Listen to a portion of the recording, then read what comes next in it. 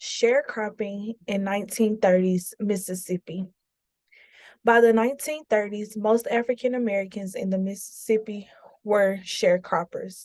Sharecropping ensured that most Black farmers remained poor and stopped them from gaining their own land. Sharecropping benefited whites and allowed them to maintain wealth and power over Black Americans.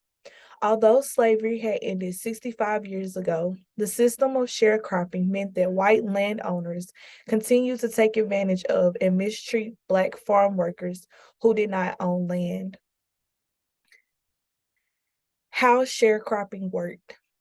Under the system, the sharecropper, who was often Black, rented a plot of land from a white landowner. The sharecropper then promised they would pay the landowner back with the money they earned from selling a crop they grew on the land they rented. This was often 30% to 50% of all the money that sharecroppers would earn from selling the crop. Sharecroppers would get tools, animals, fertilizers, seeds, and food from the landowner's store and would have to pay him back the cost of the goods plus extra money.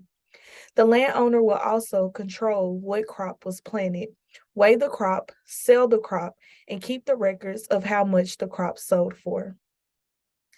At the end of the year, sharecroppers would pay back the landowners for renting the land and any supplies they bought at the landowner's store.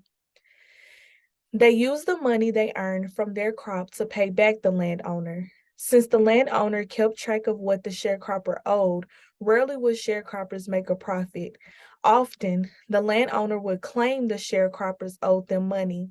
Then the sharecropper would promise to pay the landowner even more of their crop for the next year. This led to a cycle where the sharecropper always owed money to the landowner. This meant that they never earned much and could not buy their own land.